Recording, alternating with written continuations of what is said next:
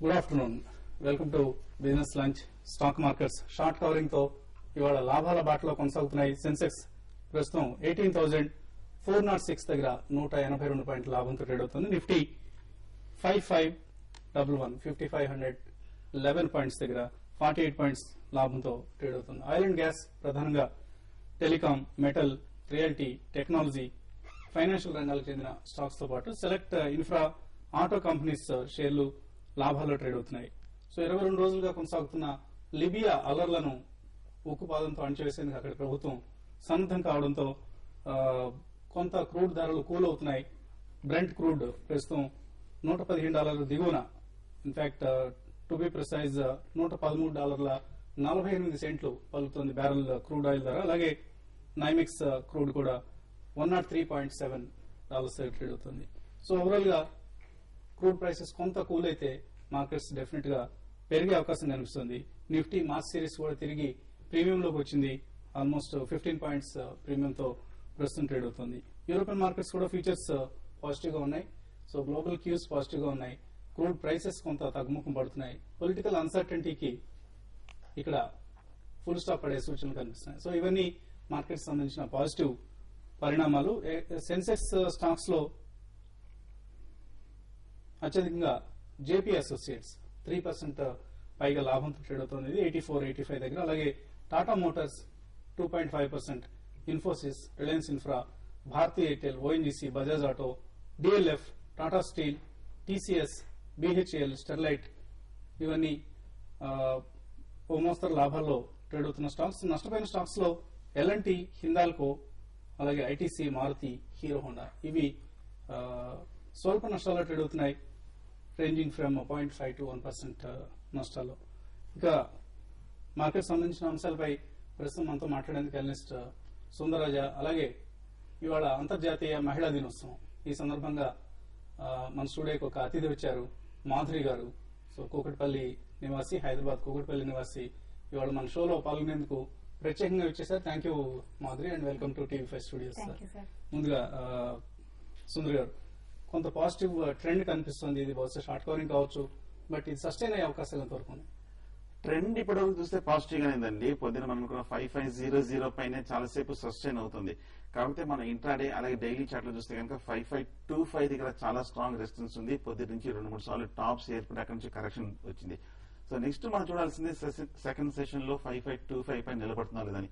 25 పైన కనుక నిలబడితే కనుక డెఫినెట్ గా బుల్లిష్ 5560 వరకు వెళ్లే అవకాశం ఉంది. అలా కాకుండా ఒకవేళ ఫర్దర్ వీక్నెస్ వచ్చి 5500 కిందే కనుక కంటిన్యూస్ గా ఒక 10 మినిట్స్ ట్రేడ్ అయిందంటే కనుక కొంచెం వీక్నెస్ ఎక్స్పెక్ట్ చేయొచ్చు. సో కాబట్టి ఇంట్రాడే నెక్స్ట్ స్ట్రాటజీ ఇండెక్స్ లో కానీ ఏ గ్రూప్ లో అయినా సరే సో 5500 కింద ట్రేడ్ అవుతున్నప్పుడే కంటిన్యూస్ గా షార్ట్ పొజిషన్ అటెంప్ట్ చేయండి. లేదంటే కనుక 5500 ఉన్నంతసేపు షార్ట్ పొజిషన్ అటెంప్ట్ చేయకుండా ఉండడం మంచిది.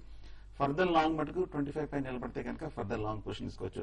బట్ మార్కెట్ ఏదైనా సరే లాస్ట్ 1 వీక్ చూస్తే కనుక 5500, 5550 దగ్గర చాలా స్ట్రాంగ్ రెసిస్టెన్స్ కనిపిస్తుంది. నా ఉద్దేశంలో ఇక్కడ మరింత 2-3 రోజులు కన్సాలిడేషన్ అవ్వాలి. కన్సాలిడేషన్ అనంతరం కానీ ఇమీడియట్ గా అప్ ట్రెండ్ వచ్చే అవకాశం కనిపించట్లేదు. సో షార్ట్ టర్మ్ అంటే 1 or 2 days కి కొంచెం సైడ్ వేస్ ట్రెండ్ ఈ లెవెల్లో వెళ్లే అవకాశం కనిపిస్తుంది. ఓకే అండి. అలాగే లవబుల్ లాంచరీ ఈ ఇష్యూ ఇవాళ ఐపీఓ ప్రారంభమైంది. ఉమెన్స్ డే సందర్భంగా ఉమెన్స్ ఇన్నర్ వేర్ తయారు చేసే కంపెనీ ఇది. 190 నుంచి 205 రూపాయల ప్రైస్ పాయింట్ తో షేర్స్ ఆఫర్ చేస్తున్నారు. మొత్తం ఇష్యూ ద్వారా 93 కోట్లు కలెక్ట్ చేసే ఉద్దేశం ఉంది. సో ఇష్యూకి పాజిటివ్ గా స్పందన లభిస్తోంది. మనం కూడా ఈ ప్రోగ్రామ్ లో ఇష్యూకి సబ్స్క్రైబ్ చేయమని రికమెండేషన్స్ అనేది తెలిసింది. ఇక అంతర్జాతీయ మహిళా దినోత్సవం సందర్భంగా స్టూడియోకి వచ్చేసిన మాధురి గారితో మాట్లాడదాం కాసేపు.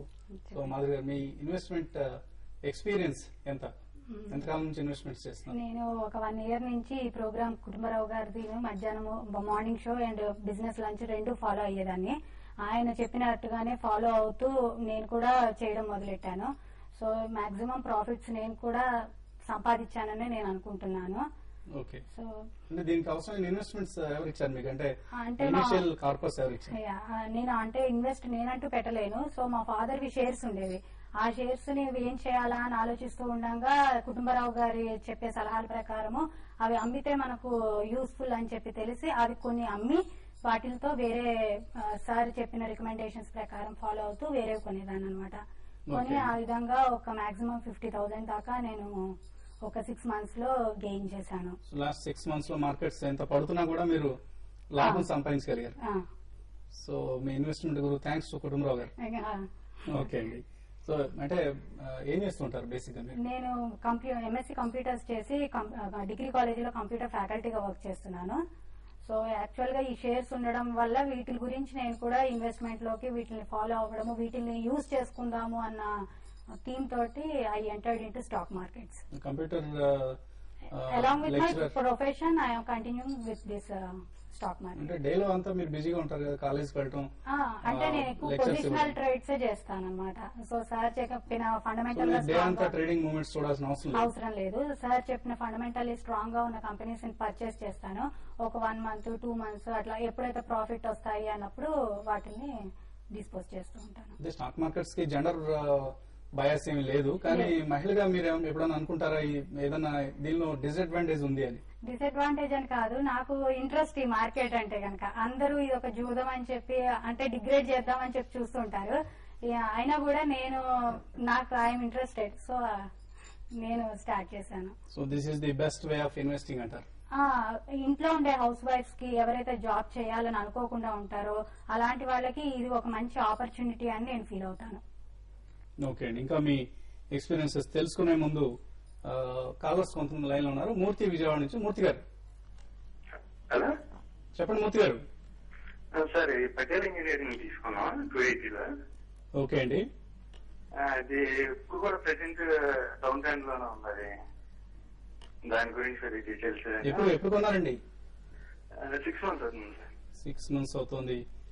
పటేల్ టీవీఎస్ టైప్స్ ఏమండి? TVS Motors. TVS Motors. ఇది ఏ ప్రైస్ లో కొన్నారండి? 85 అండి. ఓకే అండి. పటేల్ ఇంజనీరింగ్ మటుకు మీ రేట్ రావడానికి కొంచెం టైం పడుతుందండి. కాకపోతే మీరు ఆందోళన చెందాల్సిన అవసరం లేదు, ఎందుకంటే definitely one of the strong performing company అనమాట. పిఈ వాల్యుయేషన్ చూస్తున్నా కూడా చాలా పాజిటివ్ గా కనిపిస్తుంది. ఫండమెంటల్స్ కూడా చాలా స్ట్రాంగ్ గా ఉన్న కంపెనీ. సో ఎంటైర్ సెక్టర్ పడుతుంది కాబట్టి పటేల్ ఇంజనీరింగ్ కూడా తగ్గుతుంది. బట్ ఈ లెవెల్లో నా ఉద్దేశంలో ఎగ్జిట్ చెప్పలేమండి. ఈ 4 మీరు వెయిట్ చేశారు, ఓవర్ సోల్డ్ పొజిషన్ కూడా వచ్చింది. డెఫినెట్ గా రీబౌండ్ వస్తుంది. నా ఉద్దేశంలో మీరు హోల్డ్ చేయండి.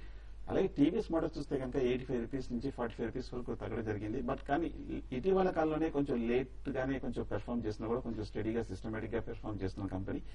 నా ఉద్దేశం టీవీఎస్ మోడల్స్ కూడా మీరు హోల్డ్ చేయండి. కాకపోతే పెట్రోల్ ప్రైసెస్ కొంచెం పెరుగుతోంది కాబట్టి సో ఆ ఎఫెక్ట్ ఎంటైర్ ఆటోమొబైల్ సెక్టర్ లో మనం చూస్తున్నాం. హోల్డ్ చేయండి. ఏమాత్రం ఒక 60 రూపీస్ పైన కనుక నిలబడి బ్రేక్అవుట్ అయిందంటే కనుక 80 రూపీస్ వరకు వెళ్లే అవకాశం కనిపిస్తుంది. సో ఆల్మోస్ట్ మీరు కొన్న ప్రైసెస్ నుంచి సగానికి తగ్గాయండి. 50% నష్టంలో ఉన్నారు. సో మాధురి గారు మీరేం సలహా ఇస్తారు? సార్ చెప్పండి. సో ఆయన కొన్న ప్రైసెస్ నుంచి 50% పడిపోయి మీ ఇన్వెస్ట్మెంట్ అనుభవంతో ఎటువంటి సలహా ఇస్తారు? నేను చెప్పేది ఏంటంటే మార్కెట్ కొంచెం బౌన్స్ బ్యాక్ అయినప్పుడు మొత్తం షేర్స్ కాకపోయినా ఎవరము నష్టాన్ని ఫుల్ గా బేర్ చేయడానికి ఇంట్రెస్ట్ చూపించాం. So some of the amount like 100 shares ఉంటే కనుక ఒక 20 shares అలా అమ్మి ఆ వచ్చిన నష్టాన్ని వేరే చోట as according to the recommendations of analysers వాడు చెప్పినట్టుగా కొన్నిగా ఒక 10 15 వేరే ఫార్మాలోనో అలా డైవర్సిఫైడ్ గా ఉంచుకుని వాటితో ప్రాఫిట్స్ తోటి ఈ లాస్ ని మనం కవర్ చేసుకోవచ్చు అంటాను. ఓకే అండి. సో మూర్తి గారు మాధురి గారు చెప్పింది మీకు ఏమైనా అర్థమైతే ఫాలో అయ్యే ప్రయత్నం చేయండి. ఇప్పుడు చిన్న బ్రేక్ తీసుకుందాం.